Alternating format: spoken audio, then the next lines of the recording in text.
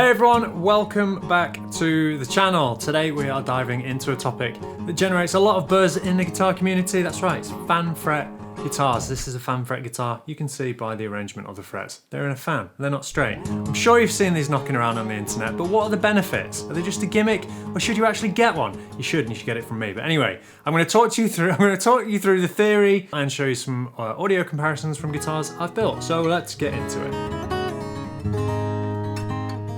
Alright, so to kick things off, let's demystify the concept of fan fret guitars. These instruments are designed with varying scale lengths for each string. The bass strings have a longer scale length, while the treble strings have a shorter scale length. And that's why the frets are laid out in this fanned arrangement. Just imagine that we've gone into Photoshop and we've stretched this side of the neck, and all of the fret positions have been proportionally spaced out as a result. So why go into the trouble of varying the string lengths? It all comes down to the physics of sound and string vibration. When you pluck a guitar string, it vibrates and generates sound waves. The pitch of the sound is determined by several factors, including the string's tension, its mass, and its length. And here's where it gets really interesting. Longer strings at a given tension produce lower pitches, while shorter strings yield higher pitches, which is essentially why bass guitars are super long and ukuleles are very, very short, yet both instruments are at playable tensions, right? Thinking about it in a different way, lowering the string tension at a given string or scale length produces a lower pitch, which is essentially what you're doing when you detune a string. You're lowering the tension and therefore creating a lower pitch. So let's try and keep things as simple as possible, because it is quite an abstract thought process. It took me a long time to conceptualize the ideas, and I still struggle a little bit. But let's talk about the primary reasons why you might want a fan fret guitar, and that is alternate tunings. We do have audio samples coming up in a second. We'll get the physics out of the way, and then we can dive into those sound samples. So many of us, when we're learning guitar, we like to drop it down into D, right? When you're that's not D, but anyway, you're reducing of the tension of the string without changing the length of the string, and reducing the tension lowers the pitch. Keep going and going and going down into C, the pitch continues to drop, but so does the tension, and the string starts to get pretty floppy pretty quickly. You lose pitch accuracy, you lose volume, you can't drive the soundboard properly, and it all just becomes a bit of a floppy mess. So one solution to regain that string tension, make the guitar playable again, is to have a heavier gauge string or a more massive string. A heavier gauge string requires more tension for a given pitch, and that's why bass guitars have these big beefy boys on there, because they're more suitable for lower frequencies. If a bass guitar had the same gauge strings as an acoustic guitar, the neck would have to be preposterously long to make the strings playable, or to give the strings enough playable tension. Those of you who regularly tune your guitar down to open C tunings, for example, you may have already resorted to thicker or heavier strings, but there are trade-offs here as well. The string is going to feel different, it's going to respond differently as a function of its additional mass and the increase in its inherent stiffness. You're going to start running into intonation issues. Everything with these guitars is a trade-off. So if you didn't want to mess about with the gauge of your strings, what's the other option? Well, it would be to make the string longer, or to increase the scale length. A longer string requires more tension at a given pitch. But on a fixed scale length guitar, what does that do to your high strings, which you want to keep at the same pitch? That's right, it's going to make them incredibly tight. To help visualize this further, imagine a piano where all the strings are the same length. To produce each note on the piano, the high strings would need to be incredibly tight, whereas the bass strings would be so floppy as to not produce a sound. So that's why when you look inside a real piano, the strings vary massively in length to ensure there's even tension throughout the instrument. And this is what we're trying to replicate with a fan fret guitar. We're varying the string length to produce even tension in alternate or lowered tuning.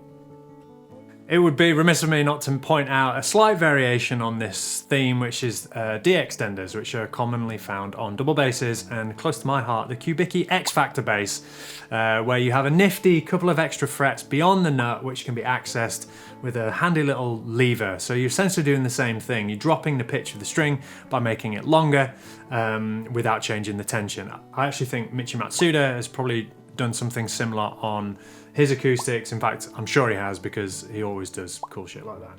So really, the key selling point of a fan fret guitar is even string tensions in lowered tunings. Other benefits are ergonomic, as the angle of the frets more naturally follows the natural splay of your fingers. And ultimately, I mean, it just looks cool, really, doesn't it? And that's the real reason that anyone wants anything, especially fan fret guitars. So now for the audio test, we're going to be comparing 3 guitars: a fan fret, a standard Model S, and a standard Model M. Friend of the channel, Henry Parker, came around to perform the same piece on each guitar using the same mic setup, drop down to an open C tuning. So grab some headphones and join me.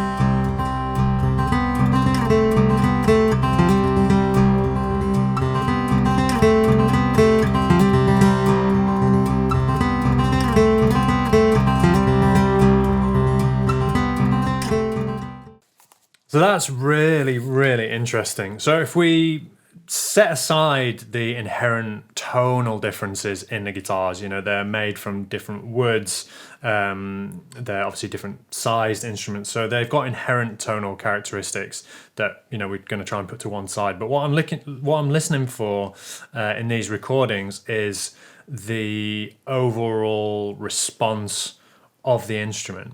So if we take the fan fret first, I think the spread on here, the scale length on the low string, I think is like 28.25, and on the high string it's like 26.5, and this has got medium gauge strings on it. Okay, so there is quite a lot of tension there. And what I noticed when I'm listening to this is Henry's really able to dig in and to play the piece without any kind of hesitation. The notes are very clear and very, very focused and quite piano-like, okay? There's no kind of string buzz or anything like this. And especially when he's getting up to the high registers, everything is clear, clean, and pretty sweet. What I would say is that, if anything, the treble strings feel slightly harsh. Maybe harsh is the wrong word, but they feel like there's maybe a little bit too much tension with those medium gauge strings on this scale length arrangement. What I will say as a caveat to all of this is that this particular fan fret guitar is a bit of an oddball. It's a hybrid instrument. The customer wanted it primarily as a baritone guitar, so tuned right down to A with baritone strings on, so like a 70 gauge string on the low string, but it also wanted to be able to play it in standard tuning with medium gauge strings. So it's a bit of an odd one, but hopefully you can kind of hear some of the characteristics that I'm pointing out. Certainly in contrast to the Model S, right? This is a really small guitar.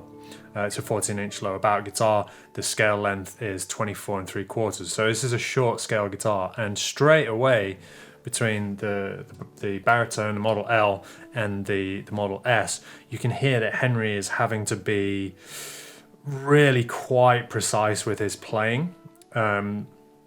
you get a sense straight away that there's nowhere near the tension that there is with the baritone, and Henry's having to be quite delicate and to kind of really hold back, because if he was to dig in, the tension would be so comparatively low that it would just be a kind of jumble, right?